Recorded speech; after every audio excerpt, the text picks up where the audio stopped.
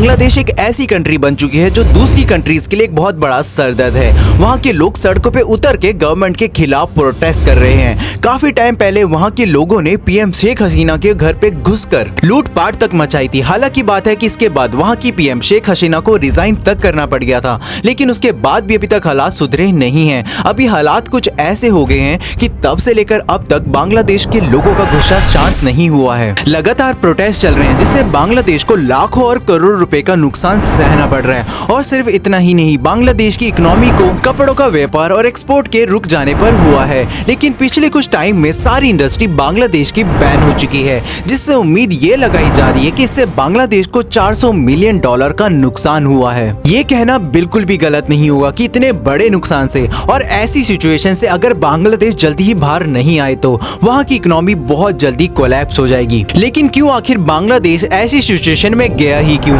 आखिर क्यों भारत सरकार की हेल्प करने के बावजूद क्यों बांग्लादेश भारत सरकार को ही गलत ठहरा रहे हैं, जानेंगे आज इसी वीडियो में। तो इस वीडियो को एंड तक जरूर देखना। इस वीडियो के थ्रू बस इंफॉर्मेशन एंड फैक्ट्स को सामने रखने की कोशिश करी गई है। हमें इससे किसी के भी सेंटिमेंट्स को हर्ट करने का कोई भी इरादा नहीं था। तो इस वीडियो को ओनली एंटरटेनमेंट पर्पस के रूप में ही देखना। A video of what appear to be humans being roasted over a fire is being shared on social media platforms with the claim that it shows Hindus being tortured brutally in Bangladesh in recent times. I just want to move away from events here in the UK to some breaking news that we're getting from Bangladesh. We are hearing that the Bangladesh Prime Minister has resigned and left the country.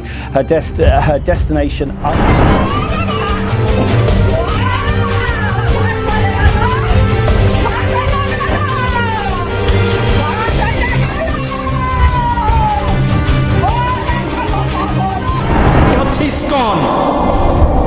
ISKCON হচ্ছে হিন্দুত্ববাদী উগ্রবাদী এক সংগঠন।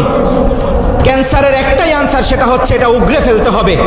শরীরের যেই অংশে cancer হবে সেই অংশটা কেটে না ফেললে এই অংশ ঠিক হবে না, সারা শরীরে ক্যান্সার ধরবে। ইসকনকে বাংলাদেশ থেকে উগরে ফেলতে হবে। Today, India's Foreign Secretary Shri Vikram Misri visited Dhaka on an official visit as Government of India's first high-ranking official to visit Bangladesh since bilateral relationship nosedived.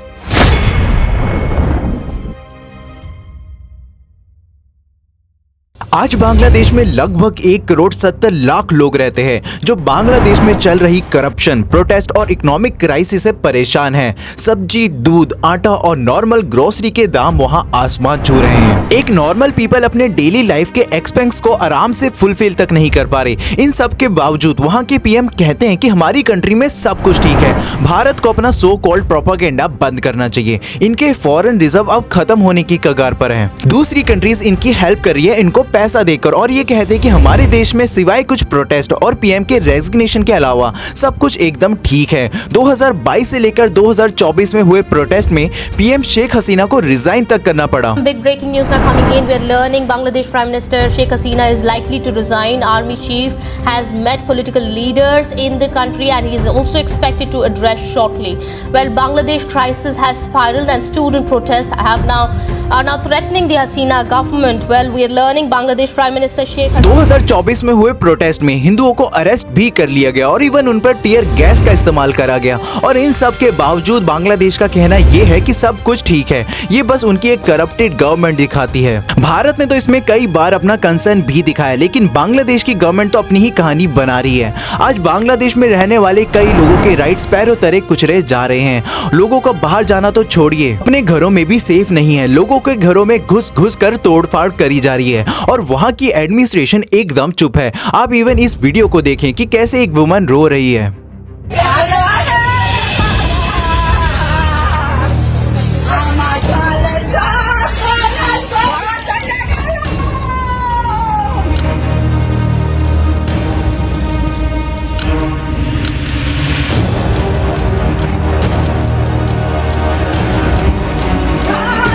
कि कैसे 10-15 लोग उनके घरों में घुसकर उनके और उनके बच्चों को तंग कर रहे हैं। इवन इस दौरान उनको फिजिकल हैरेसमेंट का भी सामना करना पड़ा। ऐसी सिचुएशन में आप क्या करते? एक ऐसी प्लेस ढूंढना पसंद करते जहां रहना सेफ है ना? शायद इसी वजह से आज हजारों नंबरों में लोग बांग्लादेश से दूसरी कंट्री में जा रहे हैं, क्योंकि बांग्लादेश की सरकार तो उनकी सुनने को राजी नहीं, ना उनकी मदद कर रही है। लेकिन पहले ऐसा बिल्कुल भी नहीं था। बांग्लादेश जैसी खूबसूरत जगह रहने के लिए दूसरी और कोई भी नहीं। यहाँ की टूरिज्म इंडस्ट्री और यहाँ की गारमेंट इंडस्ट्री दोनों ही बांग्लादेश की जीडीपी में मेन कंट्रीब्यूशन करते हैं, जिस वजह से बांग्लादेश आज पूरी दुनिया में 25th लार्जेस्ट इकोनॉमी बन जाती है। लेकिन इसके बावजूद आज बांग्लादेश का डाउनफॉल शुरू हो चुका है, जिसका सीधा सीधा कारण है आज उनकी वहाँ की करप्टेड सरकार, लोगों का चल रहा प्रोटेस्ट और क्लाइमेट चेंज। बांग्लादेश में चल रहे 2022 से प्रोटेस्ट के कारण वहाँ पर 1000 लोगों की जान भी जा चुकी है। ये नंबर कोई छोटा नहीं होता, 1000 लोग। वहाँ की मीडिया इसको कवर तक नहीं करना चाहती, क्योंकि वो तो बांग्लादेश की सरकार के इन्फ्लुएंस में है और भारत सरकार भी इसमें कोई स्ट्रिक्ट एक्शन नहीं लेना चाहती।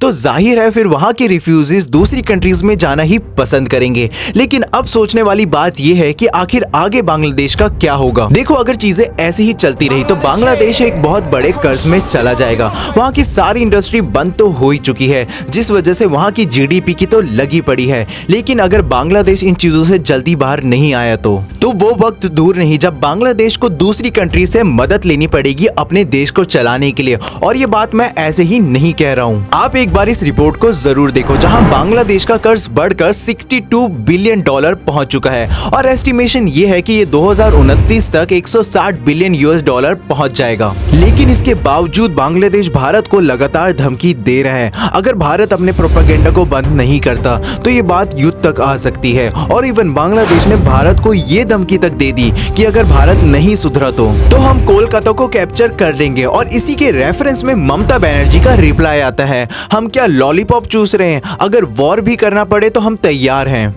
আপনাদের কেন কারো নেই যে বাংলা বিহার উড়িষ্যা সব নিয়ে নেবেন আর আমরা বসে বসে ললিপপ খাবো? এটা ভাববার কোনো কারণ নেই।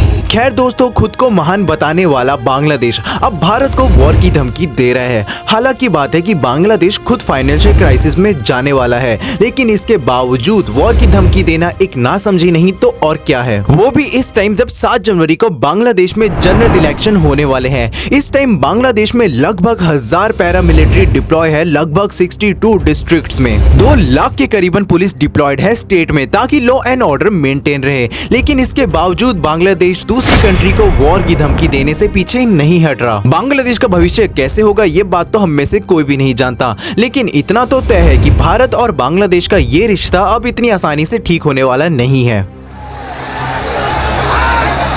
The movement we've witnessed in Bangladesh over the past month is being called the first revolution.